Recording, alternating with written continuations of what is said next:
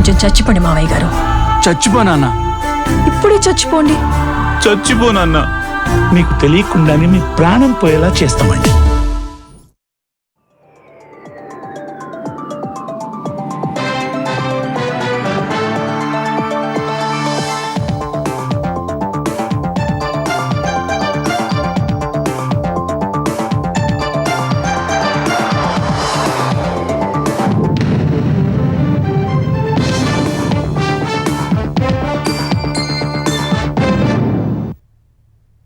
నమస్కారం, ETV news కి స్వాగతం. ముందుగా ముఖ్యాంశాలు. ఢిల్లీ పేలుడును హేయమైన ఉగ్రదాడిగా పేర్కొన్న కేంద్ర కేబినెట్. బాధ్యులను వదలబోమని వెల్లడి. అత్యంత వేగంగా దర్యాప్తు చేయాలని ఆదేశం. 2 ఏళ్లుగా పేలుడు పదార్థాలు సేకరిస్తున్న ఉబన్ నబీ దాడులపై ఆవేశంగా మాట్లాడేవాడని వెల్లడి. గణతంత్ర దినోత్సవాన భారీ విధ్వంసానికి కుట్ర. సిఐఐ సదస్సుకు ముందే విశాఖలో పెట్టుబడుల జాతర. 6 సంస్థలకు నేడు లోకేష్ భూమి పూజ. వేల కోట్ల రూపాయల పెట్టుబడి పెట్టనున్న కంపెనీలు. విశాఖలో 15,000 కోట్లతో టిల్మాన్ గ్లోబల్ డేటా సెంటర్. లోకేష్ సమక్షంలో కుదిరిన ఒప్పందం. ఏపీలో పెట్టుబడులకు భారత ఫోర్జ్ సంస్థ ఆసక్తి. కల్తీ నెయ్యి కేసులో 2వ రోజు ధర్మారెడ్డిని ప్రశ్నించిన సెట్. తాను తప్పు చేసి ఉంటే అప్పటి చైర్మన్ ఈవో కూడా తప్పు చేసినట్లేనని వెల్లడి. కాళేశ్వరంలో కేసీఆర్ అక్రమాలను కమిషన్ నిర్ధారించిందన్న ప్రభుత్వం. అవకతవకలకు ఆయనే కారణమని వెల్లడి. హైకోర్టులో అఫిడవిట్ దాఖలు. ఢిల్లీ వెళ్లిన సీఎం రేవంత్ రెడ్డి నేడు యుఎస్ ఇండియా భాగస్వామ్య సదస్సుకు హాజరు. తెలంగాణలో పెట్టుబడి అవకాశాలు వివరించనున్న ముఖ్యమంత్రి.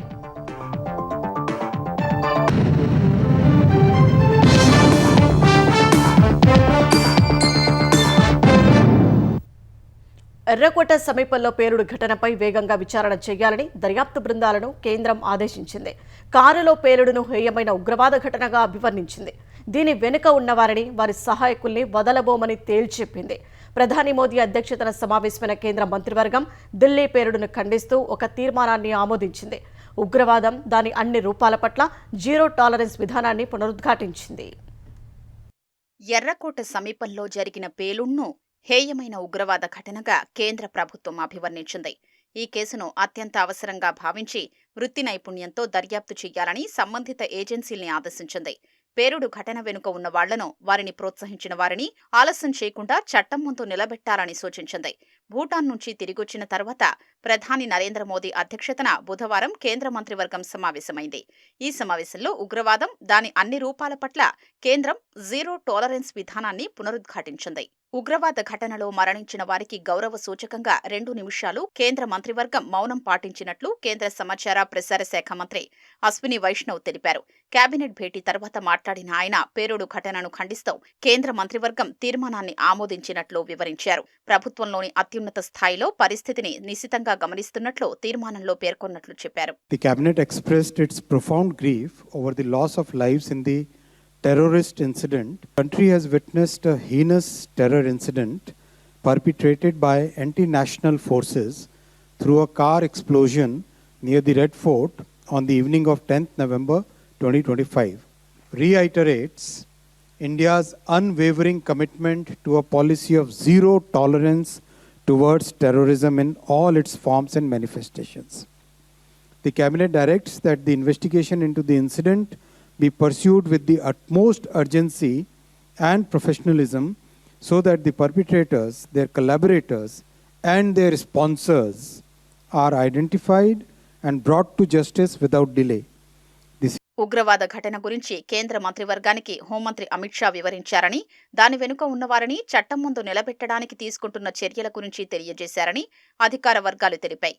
హర్యానాలోని ఫరీదాబాద్లో అంతర్రాష్ట్ర వైట్ కాలర్ ఉగ్రవాద మాడ్యూల్ను ఛేదించిన విషయాన్ని కేంద్ర హోంమంత్రి ప్రస్తావించినట్లు సమాచారం. స్వాధీనం చేసుకున్న పేలుడు పదార్థాల పరిమాణాన్ని బట్టి చూస్తే ఒక పెద్ద దాడిని నివారించడానికి భద్రతా సంస్థలు ఎంత త్వరగా చర్యలు తీసుకున్నాయో అమిత్ షా కేబినెట్కు తెలియజేసినట్లు సంబంధిత వర్గాలు తెలిపాయి. అంతకుముందు ప్రధాని మోదీ భద్రతా మంత్రివర్గ కమిటీ సీసీఎస్ సమావేశాన్ని కూడా నిర్వహించారు. దీనికి రక్షణ మంత్రి రాజ్నాథ్ సింగ్, కేంద్ర హోంమంత్రి అమిత్ షా హాజరయ్యారు.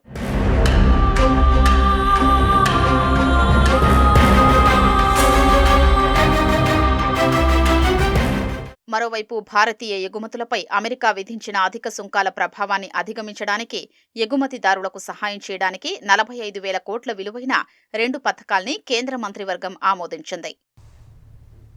ఎర్రకోట వద్ద కారు బాంబు పేలుడు కారకుడిగా భావిస్తున్న ఉమర్ నబీ ఉగ్రావేశంతో ఊగిపోయేవాడని దర్యాప్తులో వెల్లడైంది. దేశవ్యాప్తంగా పలుచోట్ల దాడులు చేయాలని అతడు భావించేవాడని సమాచారం. డాక్టర్ ముజమ్మిల్ ఆదిల్తో కలిసి దాదాపు 2 ఏళ్ల నుంచి అమ్మోనియం నైట్రేట్ వంటి పేలుడు పదార్థాలను ఉమర్ సేకరిస్తున్నట్టు బయటపడింది. ఎర్రకోట వద్ద కారు బాంబు దాడికి పాల్పడ్డాడని భావిస్తున్న వైద్యుడు ఉమర్ నబీ గురించి సంచలన విషయాలు వెలుగులోకొస్తున్నాయి. దేశంలోని పలు ప్రాంతాల్లో ఉగ్రదాడులు చేయడం గురించి అతడు ప్రతిసారి ఉద్వేగభరితంగా మాట్లాడేవాడని తెలుస్తోంది. డాక్టర్ ముజమ్మిల్ ఆదిల్తో కలిసి దాదాపు 2 ఏళ్ల నుంచి అమ్మోనియం నైట్రేట్ వంటి పేలుడు పదార్థాల్ని అతడు సేకరిస్తున్నట్లు సమాచారం. వీటిని ఉపయోగించి పాక్కు చెందిన జైషే మహమ్మద్ ఉగ్ర సంస్థ కోసం దేశవ్యాప్తంగా దాడులు చేసేందుకు సన్నాహాలు చేసినట్లు బయటపడింది. ఫరీదాబాద్ ఉగ్రకుట్రలో భాగస్వామి అయిన డాక్టర్ షాహీన్ విచారించినప్పుడు ఈ వివరాలు వెల్లడైనట్లు సమాచారం. ఫరీదాబాద్ మాడ్యూల్తో సంబంధాలు ఉన్నాయనే ఆరోపణలతో డాక్టర్ షాహీన్ను అరెస్టు చేసిన అధికారులు తదుపరి విచారణ కోసం ఆమెను శ్రీనగర్ తీసుకెళ్లారు. విచారణ సమయంలో కీలక విషయాలు రాబట్టారు. ఫరీదాబాద్ మాడ్యూల్లో తన సోదరుడు పర్వేజ్ సయీజ్ భాగమని ఆమె పేర్కొన్నట్లు తెలిసింది. దీంతో జమ్మూ కశ్మీర్ పోలీసులు అతన్ని అదుపులోకి తీసుకున్నారు. అయితే అతడి వద్ద ఎలాంటి పేలుడు పదార్థాలు లభించలేదని అధికారులు వెల్లడించారు.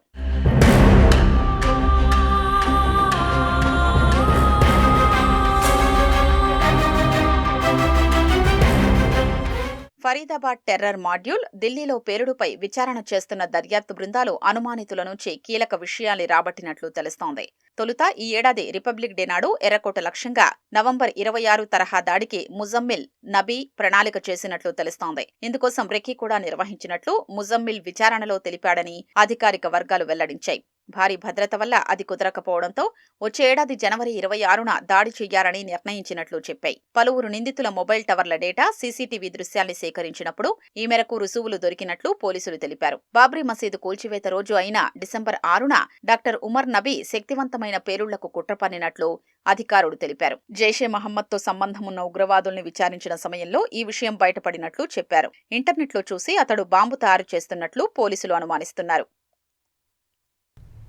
కాళేశ్వరం ప్రాజెక్టు లోపాలపై ప్రజా ప్రయోజనాల నిమిత్తం విచారణ చేయించినట్లు హైకోర్టుకు తెలంగాణ ప్రభుత్వం తెలిపింది. మేడిగడ్డ, అన్నారం, సుందిళ్ల బ్యారేజీల నిర్మాణం, నిర్వహణలో విధాన, పరిపాలన, ఆర్థికపరమైన అవకతవకలపై సదుద్దేశంతోనే జస్టిస్ ఘోష్ కమిషన్ను ఏర్పాటు చేసినట్లు నివేదించింది. మాజీ ముఖ్యమంత్రి కేసీఆర్ అక్రమాలను కమిషన్ నిర్ధారించిందని పేర్కొంది. ఆయన ఏకపక్ష నిర్ణయాలతో ప్రభుత్వ ఖజానాకు 7,500 కోట్లు నష్టం వాటిల్లిందని కోర్టుకు సమర్పించిన అఫిడవిట్లో వివరించింది. కాళేశ్వరంపై వేసిన పీసీ ఘోష్ కమిషన్ను రద్దు చేయాలంటూ కేసీఆర్, హరీష్ రావు మరో ఇద్దరు దాఖలు చేసిన పిటిషన్లపై తెలంగాణ ప్రభుత్వం హైకోర్టులో కౌంటర్ దాఖలు చేసింది. ప్రజాధనం దుర్వినియోగమైనందునే ప్రభుత్వం సదుద్దేశంతో విచారణా కమిషన్ వేసిందని తెలిపింది. కాళేశ్వరం ప్రాజెక్టుపై కేసీఆర్ బాధ్యతల నుంచి తప్పించుకోలేరని, మంత్రిమండలి ఆమోదం లేకుండా ప్రాజెక్టుకు పరిపాలనాపరమైన అనుమతులు మంజూరు చేసినట్లు నిర్ధారణ అయిందని తెలిపింది. రాజ్యాంగం ప్రకారమే కమిషన్ ఏర్పాటు జరిగిందని తెలిపింది. సాక్షుల క్రాస్ ఎగ్జామినేషన్ కు అవకాశం కల్పించాలని కేసీఆర్ అడగలేదని, ఇప్పుడు అభ్యంతరం చెప్పడం చెల్లదని కౌంటర్లో ప్రభుత్వం పేర్కొంది. బ్యారేజీల నిర్మాణాల్లో అవకతవకలపై సీబీఐ దర్యాప్తు అనంతరం నేరం బయటపడుతుందని తెలిపింది. ప్రభుత్వం తరపున తెలంగాణ నీటిపారుదల శాఖ ముఖ్య కార్యదర్శి రాహుల్ బొజ్జా దాఖలు చేసిన కౌంటర్లో పలు అంశాలు వెల్లడించారు. కమిషన్ ముందు విచారణకు కేసీఆర్ స్వచ్ఛందంగా హాజరయ్యారని తెలిపారు. కమిషన్ నిజ నిర్ధారణ నివేదిక మాత్రమే సమర్పించిందని, దాని ఆధారంగా చర్యలు తీసుకోవడానికి వీల్లేదని కేసీఆర్ సుప్రీంకోర్టు వెలువరించిన తీర్పును ప్రస్తావించారు. అయితే ప్రస్తుత కేసులో అందరినీ విచారించిన తర్వాత కేసీఆర్ను కమిషన్ విచారణకు పిలిపించిందని కౌంటర్లో రాహుల్ బొజ్జా పేర్కొన్నారు. ఆయన విజ్ఞప్తి మేరకు ఇన్ కెమెరా ప్రొసీడింగ్స్ చేపట్టగా ఇప్పుడు తనకు వాదన వినిపించే అవకాశం ఇవ్వలేదు అనడం సరికాదన్నారు. ప్రజా ప్రయోజనాల్ని దృష్టిలో ఉంచుకుని కమిషన్ను ఏర్పాటు చేయాల్సొచ్చిందని తెలిపారు. మేడిగడ్డ బ్యారేజీ పిల్లర్ కుంగిపోవడం, జాతీయ డ్యాం సేఫ్టీ అథారిటీ ప్రాథమిక నివేదిక ప్రకారం ప్లానింగ్, డిజైనింగ్, నిర్మాణ, నిర్వహణలో లోపాలు ఉన్నాయన్నారు. దీన్ని పునర్నిర్మించకపోతే నిరుపయోగమని నివేదిక వెల్లడించిందని, కొంతమంది ప్రయోజనాల నిమిత్తం ప్రజాధనం దుర్వినియోగం చేశారని కౌంటర్లు పేర్కొన్నారు. బ్యారేజీల ప్లానింగ్, డిజైన్, నిర్మాణం, కాంట్రాక్టు అప్పగింత, అమలు, నిర్వహణ, నాణ్యత, ఆర్థిక నిర్వహణలో అక్రమాలు జరిగినట్లు కమిషన్ నిర్ధారించిందన్నారు. నిపుణుల కమిటీ నివేదికను పక్కన పెట్టడం వల్ల ఖజానాపై 7,500 కోట్ల రూపాయల భారం పడిందన్నారు. బ్యారేజీల నిర్మాణంలో అవకతవకలకు కేసీఆర్ సహా కొంతమంది రాజకీయ నాయకులు, ఐఏఎస్లు, ఇంజనీరింగ్ అధికారులు బాధ్యులుగా కమిషన్ తేల్చి చెప్పిందన్నారు. స్థలం, డిజైన్ ఎంపిక వంటి కీలక దశలో కేసీఆర్ ముఖ్యమంత్రిగా ఉన్నందున ఆయన పాత్రపై విచారణ తప్పనిసరని కౌంటర్లో పేర్కొన్నారు. నిర్మాణంలో కాంట్రాక్టర్ల ఎంపిక, అంచనా సవరణలు, షరతులు, సడలింపులు దురుద్దేశపూరితమైనవేనని తెలిపారు. అంచనా విలువ 1942.48 కోట్లు పెంచడం వల్ల కాంట్రాక్టర్లకు 612.51 కోట్ల అనుచిత లబ్ధి కలిగిందన్నారు.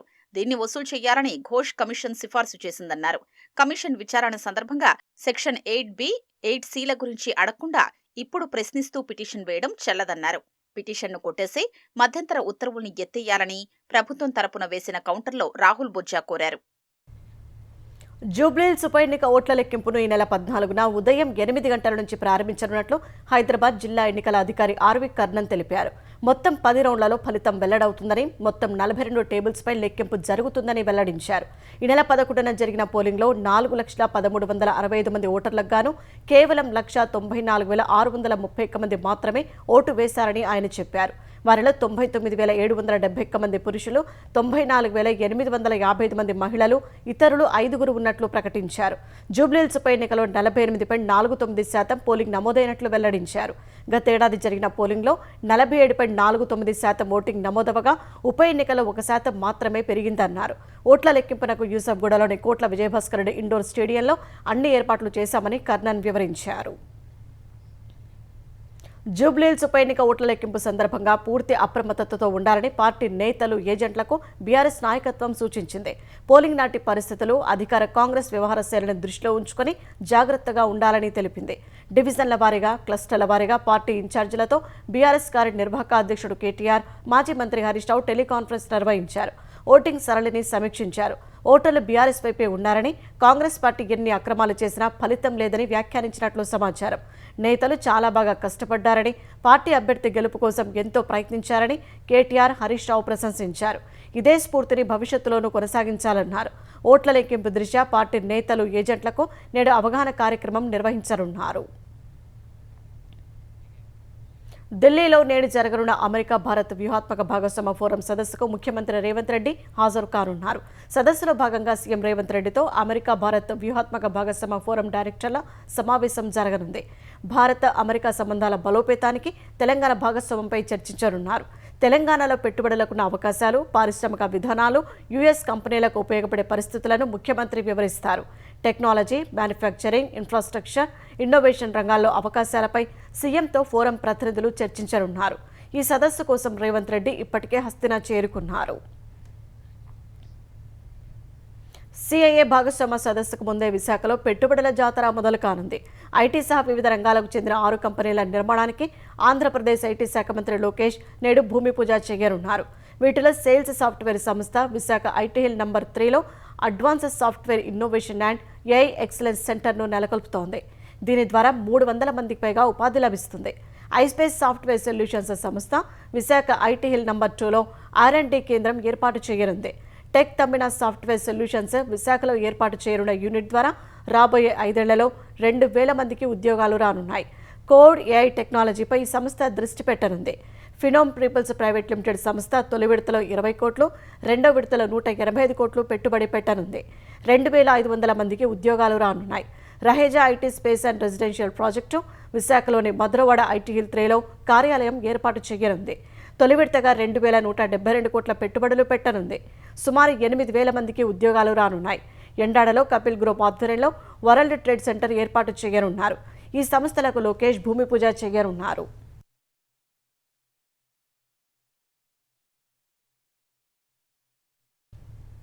విశాఖలో 15,000 కోట్లతో 300 మెగావాట్ల సామర్థ్యంతో హైపర్ స్కేల్ డేటా సెంటర్ ఏర్పాటుకు న్యూయార్క్ కేంద్రంగా పనిచేస్తున్న టెల్మాన్ గ్లోబల్ హోల్డింగ్స్ సంస్థ ముందుకొచ్చింది. ఈ మేరకు ఢిల్లీలో జరిగిన అమెరికా భారత్ వ్యూహాత్మక భాగస్వామ్య సదస్సు వేదికపై మంత్రి లోకేష్ సమక్షంలో ఒప్పందం జరిగింది. 40 ఎకరాల్లో ఏర్పాటు చేసే టెల్మాన్ గ్లోబల్ హోల్డింగ్స్ సంస్థ ప్రాజెక్టు ద్వారా 2028 నాటికి ప్రత్యక్షంగా 200 నుంచి 300, పరోక్షంగా 800 నుంచి 1000 ఉద్యోగాలు లభించే అవకాశం ఉంది. టిల్మాన్ గ్లోబల్ హోల్డింగ్స్ సంస్థ పెట్టుబడి, సాంకేతిక పరిజ్ఞానం, planning, design, data centre, campus ఏర్పాటుకు అవసరమైన ఎక్విప్మెంట్ను తీసుకొస్తుంది. నిబంధనల మేరకు ప్రభుత్వం సంస్థకు భూ కేటాయింపులు, ప్రోత్సాహకాలు, ఇతర ప్రయోజనాలు కల్పిస్తుంది. విశాఖను ప్రపంచ స్థాయి డేటా సెంటర్గా తయారు చేయాలన్న లక్ష్యాన్ని చేరుకునేందుకు ఈ ఒప్పందం దోహదపడుతుందని లోకేష్ అన్నారు. ఆంధ్రప్రదేశ్లో షిప్ బిల్డింగ్, ఎలక్ట్రానిక్స్ రంగంలో అడ్వాన్స్ ఉత్పత్తులపై భారత ఫోర్జ్ సంస్థ ఆసక్తి వ్యక్తం చేసింది. పర్యాటక రంగంలో గండికోట వద్ద రివర్ క్రూయిజ్ ప్రాజెక్టును చేపట్టేందుకు ఆసక్తి కనబరిచింది. ముఖ్యమంత్రి చంద్రబాబుతో సమావేశమైన Bharat Forge vice chairman Amit Kalyani పరిశ్రమల ఏర్పాటుపై చర్చించారు. ఏపీలో ఉన్న అవకాశాలను అమిత్ కళ్యాణికి సీఎం వివరించారు. షిప్ బిల్డింగ్ రంగంలో అవకాశాలను వినియోగించుకోవాలని సూచించారు. గండికోట, పాపికొండలు, అరకు వ్యాలీ లాంటి చోట టూరిజం ప్రాజెక్టులు చేపట్టే ఆస్కారం ఉందని వెల్లడించారు. గ్లోబల్ బ్రాండ్గా అరకు కాఫీ మారిందని భారత ఫోర్జ్ వైస్ చైర్మన్కు చంద్రబాబు తెలిపారు. తిరుమల నెయ్యి సరఫరా నిబంధనల మార్పు సభ్యుల అంగీకారంతోనే జరిగిందని టీటీడీ మాజీ ఈవో ధర్మారెడ్డి స్పష్టం చేశారు. తాను చేసిందే తప్పైతే వారు తప్పు చేసినట్టేగాని అన్నట్లు తెలిసింది. వరుసగా రెండో రోజు సిట్ విచారణకు హాజరైన ధర్మారెడ్డి కొన్ని ప్రశ్నలకు ముక్తసరిగా సమాధానం చెప్పి మరికొన్నింటికి మౌనం పాటించినట్లు సమాచారం. కల్తీ నెయ్యి సరఫరా కేసులో టీటీడీ మాజీ ఈవో ఏవీ ధర్మారెడ్డిని బుధవారం దాదాపు 7.5 గంటల పాటు సిట్ ప్రశ్నించింది. అదనపు ఈవోగా ఉన్నప్పుడు నెయ్యి కొనుగోలు టెండరు నిబంధనల్ని ఎందుకు మార్చాల్సొచ్చిందని ధర్మారెడ్డిని సిట్ అధికారులు ప్రశ్నించారు. కమిటీలో సభ్యుల అంగీకారంతోనే ఇది జరిగిందని, అనంతరం చైర్మన్ వైవీ సుబ్బారెడ్డి నాటి ఈవో ఆమోదించారని ధర్మారెడ్డి సమాధానమిచ్చినట్లు తెలిసింది. ఒకవేళ తాను చేసింది తప్పైతే వారు తప్పు చేసినట్లేగా అని ఆయన అన్నట్లు సమాచారం. ఇందులో మీకు ముడుపులు ముట్టాయా అని ప్రశ్నించగా లేదని అడ్డంగా తలూపినట్లు తెలిసింది. అంత తక్కువ ధరకు నాణ్యమైన నెయ్యి రాదన్న విషయం అప్పటి చైర్మన్ వైవీ సుబ్బారెడ్డితో పాటు మీకు తెలియదా అని ప్రశ్నించగా నిబంధనల మేరకు L1గా వచ్చిన వారికి టెండర్లు అప్పగించినట్లు ధర్మారెడ్డి చెప్పారు. గతేడాది జనవరిలో నిర్వహించిన అయోధ్య రామాలయ ప్రారంభోత్సవానికి తిరుమల నుంచి 1,00,000 లడ్డూలు పంపారని, వాటికి మాత్రం ప్రత్యేకంగా నాణ్యమైన నెయ్యిని ఎందుకు కొనుగోలు చేశారని అధికారులు ప్రశ్నించారు. ఆ వ్యవహారం గురించి తనకు సమాచారం లేదని, అయోధ్యకు లడ్డూలు పంపించడం వరకు మాత్రమే గుర్తుందని ధర్మారెడ్డి చెప్పినట్లు తెలిసింది. లడ్డు కోసం తెస్తున్న నెయ్యి నాణ్యంగా లేదని పోటు కార్మికులు పలుమార్లు ఫిర్యాదు చేశారు కదా అని అడగ్గా వాస్తవమేనన్న ధర్మారెడ్డి హైకమాండ్ ఒత్తిళ్లతో స్వతంత్రంగా నిర్ణయం తీసుకోలేకపోయారని చెప్పినట్లు తెలిసింది. కల్తీ నెయ్యి వ్యవహారంలో వైవీ సుబ్బారెడ్డి ఏమైనా ఒత్తిడి చేశారా అనడగ్గా ఎలాంటి సమాధానమూ ఇవ్వలేదని సమాచారం. వైవీ సుబ్బారెడ్డి మాజీ పీఏ చిన్న అప్పన్న ఎప్పుడైనా మిమ్మల్ని సంప్రదించారా? భోలేబాబా డైరీ ప్రతినిధి పీపీ శ్రీనివాస్ను చిన్న అప్పన్న కిలో నెయ్యికి 25 రూపాయల చొప్పున కమిషన్ ఇవ్వాలని డిమాండ్ చేసిన విషయం తెలుసా అని సిట్ అధికారులు అడగ్గా లేదని ధర్మారెడ్డి సమాధానమిచ్చారు. ధర్మకర్తల మండలి అధికారులు కొనుగోళ్ల కమిటీ ఇచ్చిన సిఫార్సుల్ని మీరు గుడ్డిగా ఆమోదించాల్సిన అవసరం లేదు కదా. భక్తుల మనోభావాలు దృష్టిలో ఉంచుకుని వాటిపై చర్చించే అధికారం మీకుంది కదా అని సిట్ ప్రశ్నించగా ఇందులో మిగతా వారి పాత్ర ఎంతుందో తనదే అంతేనని ధర్మారెడ్డి బదులిచ్చినట్లు సమాచారం. భోజన విరామం తర్వాత భోలేబాబా డైరీ డైరెక్టర్లుగా ఉన్న పొమిల్ జైన్, విపిన్ జైన్లతో కలిపి ధర్మారెడ్డిని విచారించారని సమాచారం. విచారణ తర్వాత ఇంటికి వెళుతూ ధర్మారెడ్డి ఈటీవీ ప్రతినిధితో మాట్లాడారు. నెయ్యి కొనుగోలులో అవినీతి చెయ్యాల్సిన అవసరం లేదని, భోలేబాబా డైరీ L1గా రావడంతో కాంట్రాక్టు అప్పగించామని తెలిపారు. అప్రూవర్గా మారినట్లు జరుగుతున్న ప్రచారం అవాస్తవమన్నారు. అటవీ భూముల జోలికి వెళ్తే ఎంతటి వారైనా ఉపేక్షించేది లేదని ఆంధ్రప్రదేశ్ ఉప ముఖ్యమంత్రి పవన్ కళ్యాణ్ హెచ్చరించారు. పుంగనూరు నియోజకవర్గంలోని పులిచెర్ల మండలం మంగళంపేటలో పెద్దిరెడ్డి కుటుంబం చేతిలో ఉన్న 104 ఎకరాల అటవీ భూమిపై అటవీ శాఖ అధికారులతో పవన్ కళ్యాణ్ టెలికాన్ఫరెన్స్ నిర్వహించారు. మంగళంపేట అటవీ భూములపై చట్ట ప్రకారం preliminary offence report POR chargesheet దాఖలు చేశామని పవన్ కు అధికారులు తెలిపారు. ఆక్రమణను తొలగించి భూమిని స్వాధీనం చేసుకున్నామని, కోర్టుకు కేసుల వివరాలు అందజేశామన్నారు. అటవీ శాఖ వెబ్సైట్లో భూములు ఆక్రమించిన వారి వివరాలు పెట్టాలని పవన్ ఆదేశించారు. మంగళంపేట సర్వే నంబర్ 295, 296లో అసలు భూమి విస్తీర్ణం ఎంత, అది కాలానుగుణంగా ఎలా పెరిగిందో విచారణ చేయాలని సూచించారు. భూమి రిజిస్ట్రేషన్ రికార్డుల ప్రకారం 45.80 ఎకరాలు వారి ఆధీనంలో ఉంటే వెబ్లాండ్లో 77.54 ఎకరాలుగా చూపారని, ఒకేసారి ఎందుకు అంత పెరిగిందో పరిశీలించాలన్నారు. మాజీ మంత్రి కుటుంబానికి అడవి మధ్యలో వారసత్వ భూమి ఎలా వచ్చిందో తెలుసుకుని నివేదిక ఇవ్వాలని ఆదేశించారు. పెద్దిరెడ్డి, ఆయన కుమారుడు మిథున్ రెడ్డి 2024 ఎన్నికల్లో అటవీ భూములపై వారి అఫిడవిట్లో తప్పుడు సమాచారం అందించారనే అంశాన్ని పరిగణలోకి తీసుకోవాలని సూచించారు. న్యాయ నిపుణుల సలహా మేరకు ముందుకు వెళ్లాలని పవన్ కళ్యాణ్ ఆదేశించారు. మద్యం కేసులో నిందితుడు చెవిరెడ్డి భాస్కర్ రెడ్డి పిటిషన్ను కొట్టేస్తూ విజయవాడ ఏసీబీ కోర్టు ఉత్తర్వులు జారీ చేసింది. వెన్నునొప్పికి మంతెన సత్యనారాయణ ఆశ్రమంలో చికిత్స చేయించుకునేందుకు అనుమతి కోరుతూ చెవిరెడ్డి దాఖలు చేసిన పిటిషన్పై న్యాయస్థానం విచారణ జరిపింది. ఇరువైపులా వాదనలు విన్న కోర్టు పిటిషన్ను కొట్టివేసింది. లక్నో, హైదరాబాద్ వెళ్లేందుకు అనుమతి కావాలని కోరుతూ నిందితుడు వైసీపీ ఎంపీ మిథున్ రెడ్డి దాఖలు చేసిన పిటిషన్ పైన ఏసీబీ కోర్టు విచారణ జరిపింది. 3 రోజుల పాటు అనుమతి కావాలని మిథున్ రెడ్డి పిటిషన్లో కోరారు. తదుపరి విచారణ ఇవాళ జరగనుంది. 4 నిందితుల బెయిల్ పిటిషన్లపై తదుపరి విచారణను న్యాయస్థానం 13వ తేదీకి వాయిదా వేసింది.